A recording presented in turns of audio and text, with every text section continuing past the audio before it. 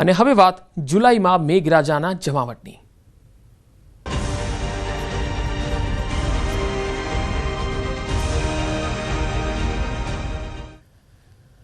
ભારેથી અતિભારે રાઉન્ડ માટે તૈયાર રહેજો। 3 હવામાન નિષ્ણાતોએ 3 મોટી આગાહી કરી। 2 દિવસમાં ગુજરાતમાં ભારેથી અતિભારે વરસાદ થશે। जुलाई जता जता जमावट करशे मेघराजा। अंबालाल पटेल कही रह्या छे 27 जुलाईथी भारेथी अतिभारे वरसाद खाबकशे। केटलाक भागोमां 8 થી 10 इंच सुधी वरसाद खाबकशे। 27 થી 2 ऑगस्ट सुधी मेघराजा गुजरातने गमरोड़शे। हवामान विभागनी वरसाद अंगे मोटी आगाही। 3 वरसादी सिस्टम गुजरातने आपशे वरसाद। गुजरातमां भारेथी अतिभारे वरसादनी आगाही छे। આજથી ગુજરાતમાં વરસાદનું જોર વધવાનું છે। આગાહીકાર પરેશ ગોસ્વામીએ અનુમાન વ્યક્ત કર્યું છે। બંગાળની ખાડીમાં વરસાદી સિસ્ટમ બની છે। 24 થી 36 કલાકમાં વરસાદી સિસ્ટમ મજબૂત બનશે। 27 થી 31 જુલાઈ સુધીમાં ભારે વરસાદ થઈ શકે છે। તો 2 થી લઈને 15 ઓગસ્ટ સુધી વરસાદ વિરામ લઈ શકે છે। 15 ઓગસ્ટ પછી અરબ સાગરમાં એક સિસ્ટમ બનશે। ઓગસ્ટની શરૂઆત સુધીમાં ભારેથી અતિભારે વરસાદ ગુજરાતમાં થવાની શક્યતા રહેશે। તારીખ 27મી જુલાઈથી પૂર્વ ગુજરાતના ભાગો, મહીસાગરના ભાગો, વડોદરાના ભાગો, અરવલ્લીના ભાગોમાં ભારેથી અતિભારે વરસાદ થવાની શક્યતા રહેશે। ધીરે ધીરે આ સિસ્ટમ આગળ વધશે અને તારીખ 27-28માં તો ઘણા ભાગો જળ તરબોળ બની જશે। કેટલાક ભાગોમાં વરસાદ 8 ઇંચ કે 10 ઇંચ થવાની શક્યતા રહેશે। સૌરાષ્ટ્રના ભિન્ન ભિન્ન ભાગોમાં પણ વરસાદ થવાની શક્યતા છે। કેટલાક ભાગોમાં ભારે વરસાદ થવાની શક્યતા રહેશે। હમણાં જ્યાં ભરૂચ અને દક્ષિણ ગુજરાતમાં વરસાદ ઓછો છે ત્યાં પણ થશે। એટલે આ વાહન જબરું છે અને આ વાહનના કારણે ભારેથી અતિભારે વરસાદ થવાની શક્યતા રહેશે। એટલે નીચાણવાળા ભાગોએ જનજને કાળજી રાખવાની જરૂર રહેશે અને પવનની ગતિ પણ વધારે રહેશે। પવનના સપાટા સાથે વરસાદની ગતિ વધારે રહેતા નીચાણવાળા ભાગોમાં सतर्क रहने की शक्यता है। आने वाला अगले 7 दिन तक अनेक स्थानों में हल्का से मध्यम बरसात का संभावना है पूरा राज्य और यूनियन टेरिटरी दीव दमन दादरा नगर हवेली में। और इसके आगे हेवी रेनफॉल का वार्निंग दिया गया है कल से लेकर 25 तारीख से लेकर 29 जुलाई तक। और इसमें थंडरस्टॉर्म वार्निंग अगले 5 दिन के लिए दिया गया है। 24 से लेकर 28 जुलाई तक थंडरस्टॉर्म वार्निंग लाइटनिंग के साथ 30 to 40 किलोमीटर स्पीड में रहेगा। अभी परसिस्ट कर रहा है। एक साइक्लोनिक सर्कुलेशन उत्तर पश्चिम राजस्थान के ऊपर है एट 3.1 किलोमीटर अबव मीन सी लेवल। एक ऑफशोर ट्रफ भी अभी परसिस्ट कर रहा है। महाराष्ट्र टू केरला कोस्ट तक है ऑफशोर ट्रफ है। और एक अभी बे ऑफ बंगाल के ऊपर एक low pressure north bay of Bengal के ऊपर एक लो प्रेशर आज सुबह 8:30 बजे फॉर्म हुआ है।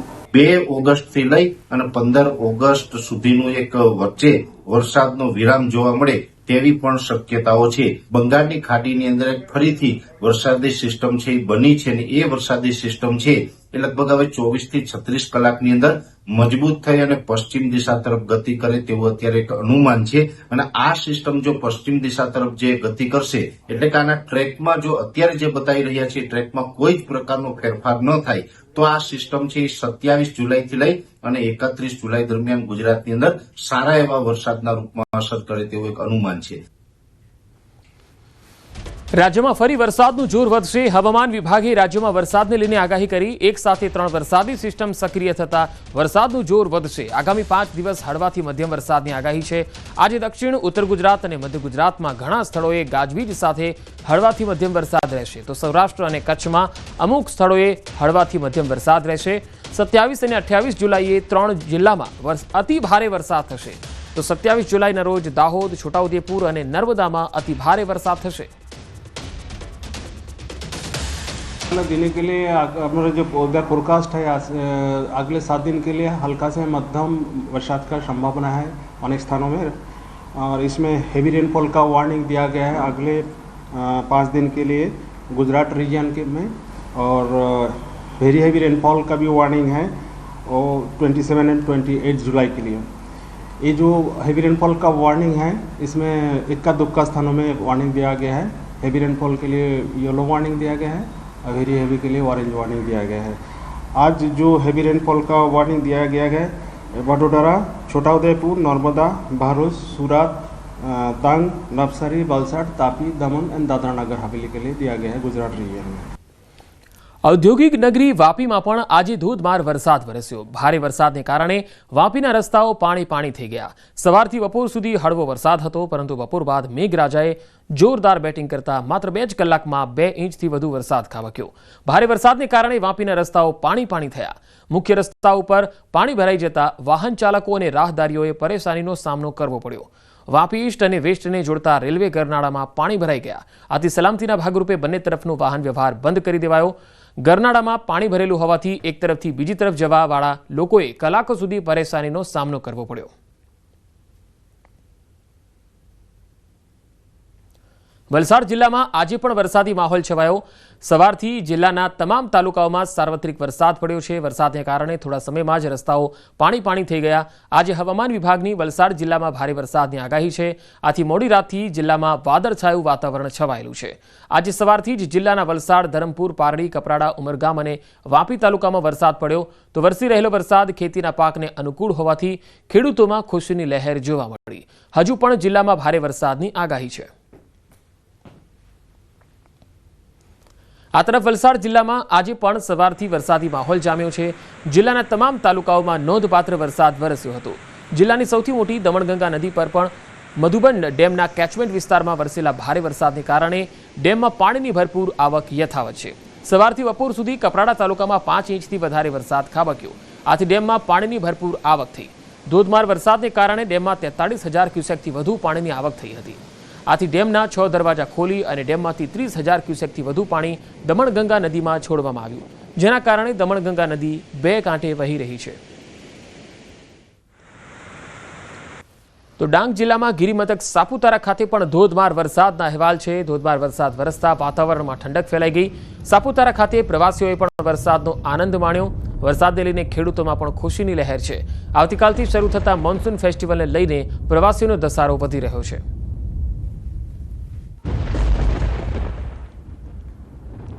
તો રાજકોટ જિલ્લામાં વરસાદી માહોલ જામ્યો. ઉપલેટા સહિત આસપાસના વિસ્તારમાં વરસાદી માહોલ છે. ઉપલેટા શહેર તેમજ ગ્રામીણ વિસ્તારમાં વરસાદ, ગઢાડા, મોજીરા, ખાખી જાડિયા સહિતના ગામોમાં ધોધમાર વરસાદ પડ્યો. વહેલી સવારથી જ જોરદાર વરસાદનું આગમન થઈ ગયું. આ વરસાદને કારણે ખેડૂતોમાં હર્ષની હેલી છવાઈ છે.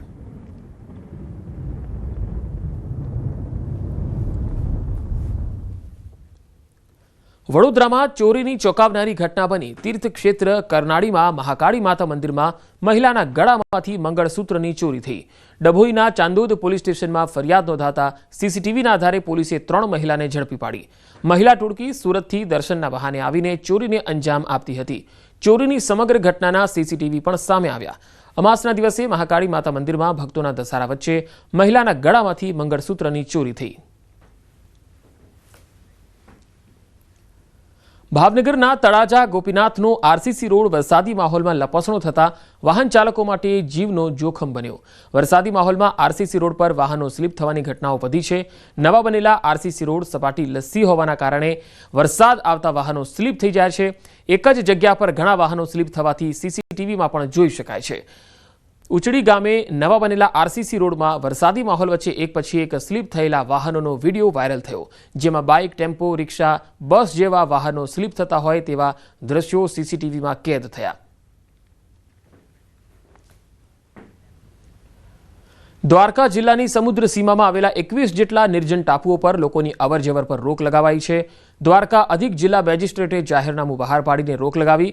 સમુદ્ર રસ્તે દેશ વિરોધી પ્રવૃત્તિઓ ન થાય તે હેતુથી દેશની સુરક્ષાની દ્રષ્ટિએ 21 જેટલા નિર્જન ટાપુ પર જવા તંત્રએ રોક લગાવી છે.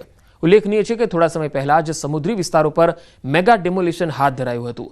હવે 21 ટાપુ પર અવરજવરની રોક લગાવી તંત્રએ સુરક્ષા મજબૂત કરી છે. મંદિરનો મીઠો પ્રસાદ મોહનથાળ હવે ગુણવત્તાનો પુરાવો લઈને આવ્યો છે. મંદિરના મોહનથાળ પ્રસાદને FSSAI તરફથી એટ રાઇટ પ્રસાદ સર્ટિફિકેટ મળ્યું છે. FSSAI દ્વારા આપવામાં આવતું આ પ્રમાણપત્ર પ્રસાદની ગુણવત્તા, સ્વચ્છતા અને ખાદ્ય સુરક્ષાના ઊંચા ધોરણો પૂરા કરતા સ્થાનોએ આપવામાં આવે છે. દર વર્ષે 1.25 કરોડથી વધુ પ્રસાદ પેકેટોનું વિતરણ થતું હોય છે. ટ્રસ્ટના વહીવટદાર કૌશિક મોદીના નેતૃત્વમાં મળેલી આ માન્યતા સમગ્ર ગુજરાત માટે ગૌરવની બાબત છે. મંદિર ટ્રસ્ટને ઇટ રાઇટ પ્લેસ પર વર્શિપ એવું પ્રમાણપત્ર અમને આપ્યું અને અંબાજી મંદિરની જે મોહનથાળની ગુણવત્તા છે એને એમને બિરદાવી છે અને એના ભાગરૂપ પ્રમાણપત્ર આપ્યું છે, સર્ટિફિકેશન કરવામાં આવ્યું છે. અંબાજી મંદિરમાં આપણે લગભગ ઓન એવરેજ લગભગ 1.25 કરોડ પેકેટ દર વર્ષે આપણે મંદિરના માય ભક્તો પ્રસાદ લેતા હોય છે. FSSAI નું પ્રમાણપત્ર આપણને અંબાજી મંદિર ખાતે છે જ. આ સિવાય આપણે આઈએસઓ પ્રમાણપત્ર પણ આપણી પાસે મંદિરમાં ફેસિલિટીના લગતા ISO પ્રમાણપત્ર પણ મંદિરે મેળવેલું છે. મંદિરમાં દર્શન માટે આવતા ભક્તોને આરોગ્યપ્રદ અને સ્વસ્થ ખોરાક મળી રહે તે માટે એક ભોગ bliss hygienic offering to god એ રીતના પ્રોગ્રામ ચલાવવામાં આવે છે, જેમાં મંદિરમાં બનતા પ્રસાદની ગુણવત્તાનું સમયાંતરે ચેકિંગ કરવામાં આવે છે. તેમના સ્ટાફને food safety and training certification હેઠળ ટ્રેનિંગ આપવામાં આવે છે અને તાલીમબદ્ધ કરવામાં આવે છે. એના પ્રમાણપત્ર છે food authority of India FSSAI દ્વારા એનાયત કરવામાં આવેલું છે. ભરૂચમાં શંકાસ્પદ કેમિકલ વેસ્ટનો જથ્થો મળી આવતા તંત્ર દોડતું થયું. મોદી પાર્કથી ભારતી રો હાઉસ તરફ જવાના મુખ્ય માર્ગ પાસે કેમિકલ વેસ્ટના બેગના થપ્પા જોવા મળ્યા. પાલિકાના ચીફ ઓફિસર અને તેની ટીમે તપાસ હાથ ધરી. સાથે જ GPCBને જાણ કરતા તેમણે પણ તપાસ હાથ ધરી. બેગ પર દહેજની ટેગ્રોસ કેમિકલ ઇન્ડિયા લિમિટેડ કંપનીના ટેગ ચોંટાડેલા હતા. આ કેમિકલ પદાર્થ માનવ આરોગ્ય માટે હાનિકારક છે અને હાનિકારક સાબિત થાય છે તો સંબંધિત કંપની સામે કાયદેસરની કાર્યવાહી પણ કરાશે. એની સ્લીપ મારેલી છે, એમાં Tagros chemical India private limited બતાવે છે. આ કોણ નાખી ગયું છે એની અમે તપાસ કરી રહ્યા છીએ. સાથે સાથે એમાં મટીરિયલ માટે કોલસો મોઇસ્ચર સેમ્પલ એવું લખેલું છે, એટલે પ્રાથમિક દ્રષ્ટિએ આ કોઈ ઇન્ડસ્ટ્રીનો કોલસાનો સેમ્પલ હોય એવું લાગે છે. અમે GPCBનો પણ સંપર્ક કર્યો છે, એ લોકો પણ હમણાં આવે છે. ધોરાજી સિવિલ હોસ્પિટલમાં ડોક્ટરની મનમાની સામે આવી. ગાયનેક ડોક્ટર વિરુદ્ધ ગંભીર આક્ષેપો લાગ્યા. સરકારી હોસ્પિટલમાં ગાયનેક ડોક્ટરે દર્દી સાથે ગેરવર્તન કર્યું. ડોક્ટરના વર્તનથી દર્દીઓમાં રોષ જોવા મળ્યો. ગાયનેક ડોક્ટરે પ્રાઇવેટ હોસ્પિટલમાં જવા માટે દર્દીને મજબૂર કર્યાનો આરોપ લગાવ્યો. ગરીબ દર્દીને સરકારી સારવાર ન મળતા હાલાકી ભોગવવાનો વારો આવ્યો. સમગ્ર મામલે ધોરાજી ઇન્ચાર્જ સુપ્રિન્ટેન્ડન્ટે નિવેદન આપ્યું. દર્દીએ હજુ સુધી હોસ્પિટલને કોઈ પણ પ્રકારની ફરિયાદ કરી નથી. ફરિયાદ બાદ યોગ્ય તપાસ થશે. હું આજે સરકારી હોસ્પિટલમાં દાખલ હતી 2 દિવસથી. સવારે મારી સાથે ડૉક્ટર લોકોએ બધાએ છે ને ધૂતકારીને મને ત્યાંથી કાઢી છે, કેમ કે મારી કાંઈ મિસ્ટેક નહોતી. અમે ગરીબ માણા રહ્યા, પ્રાઇવેટમાં જઈ શકીએ એવી અમારી પોઝિશન નથી અત્યારે. તો સરકારીમાં ન જાય તો ક્યાં છે? એમ કે તમે પ્રાઇવેટમાં વયા જાઓ. સવારે દાખલ હતી તો મને રજા આપીને કાઢી નાખી હતી. હવે અમારે જવું કે મારે 2 બાળકો છે, હું અત્યારે પ્રેગ્નેન્ટ છું, મારે બીજા કયા હોસ્પિટલમાં મારે જવાનું? મારી પાસે ખર્ચાના પૈસા નથી. દર્દીએ કોઈ મને લેખિતમાં ફરિયાદ નોંધાવેલ નથી, અથવા તો ફેસ ટુ ફેસ મને કોઈ કમ્પ્લેન કોઈ દર્દીએ મને કરેલ નથી. પરંતુ જે પત્રકાર મિત્રો ભાઈઓનું કહેવું છે એ અનુસંધાને આ કેસમાં યોગ્ય તપાસ હાથ ધરી અને નિષ્પક્ષ કાર્યવાહી કરવામાં આવશે. જે બી સ્ટાફ ઓન ડ્યુટી હોય એ બધાને નિવેદન લઈ બધાને પૂછપરછ કરી અને જો ડોક્ટર ફોલ્ટી હશે તો એને અનુસંધાને યોગ્ય કાર્યવાહી એના વિરુદ્ધમાં પણ કરવામાં આવશે. નકલી બિયારણ ભેળસેળ અંગે કૃષિ મંત્રી બોલ્યા. નકલી બિયારણમાં કસૂરવાર સામે કડક પગલાં લેવાશે. જો કે રાજકોટ ખેતીવાડી વિભાગે લીધેલા 800 નમૂનામાંથી 11 ફેલ થયા હોવાની માહિતી અંગે કૃષિ મંત્રીએ પોતે અજાણ હોવાની વાત કરી દીધી. કોઈ બિયારણમાં કોઈ પણ પ્રકારની છેતરપિંડી કે ભેળસેળ એવા કોઈ પ્રશ્નો છે તો એની સામે કડક કાર્યવાહી રાજ્ય સરકાર કરશે. આ નમૂનાની હકીકત મારી સમક્ષ હજી રજૂ થઈ નથી. હકીકત આવી હતી, યોગ્ય પગલાં લેવા. પોરબંદર જિલ્લાના રાણા બોરડી ગ્રામ પંચાયતમાં છેલ્લા 25 વર્ષ દરમિયાન મોટા પ્રમાણમાં ભ્રષ્ટાચાર થયાના આક્ષેપો કરવામાં આવ્યા. આ ગામમાં વર્ષોથી એક ચક્રીય શાસન છે. છેલ્લા 20 થી 25 વર્ષથી હાલના સરપંચ સાંગા મોરી અને તેમના પત્ની સરપંચ તરીકે ચૂંટાઈ રહ્યા છે. ગ્રામ પંચાયતમાં છેલ્લા 25 વર્ષ દરમિયાન જે ગ્રાન્ટો મળી છે તેમાં મોટા પ્રમાણમાં ભ્રષ્ટાચાર થયાના આરોપ ગામના જ યુવાન દ્વારા કરાયા.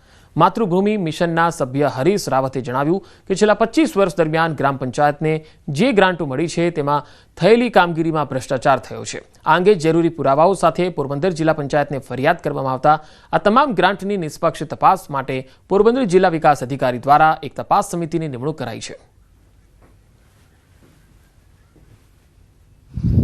બોરડી ગ્રામ પંચાયત મામલાની અંદરમાં 2 વર્ષથી મિશન માતૃભૂમિએ તપાસ ગુપ્તતાને આધારે તપાસ કરી હતી. ત્યાં એકતરફી શાસન છે અને સરપંચ દ્વારા અને એના સાથી મિત્રો અથવા ઘણા બધા એવા વ્યક્તિઓ છે એના ડોક્યુમેન્ટેશન અને એ બધી સબમિટ કરી અને કરોડો રૂપિયાનું કૌભાંડ મામલાની અંદરમાં અમે તપાસ કરી હતી. કેન્દ્ર સરકારની અંદરમાં અમુક ડેટા અમે મંગાવ્યા. મેં આ મીડિયા દ્વારા મને ખબર પડી, મને ખ્યાલ નથી કે તમારા ગામનું આવું આવે. હવે આપણને શું ખબર હોય, હવે એ માણસે કઈ રીતના આક્ષેપ કર્યા હોય શું હોય એ તો એમને જ ખ્યાલ હોય છે.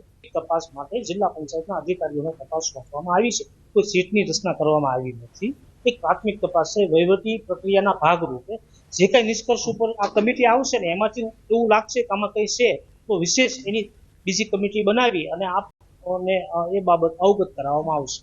એમની રજૂઆત એવી છે કે 25 વર્ષોથી દરેક યોજનાઓમાં ગેરરીતિ થઈ છે.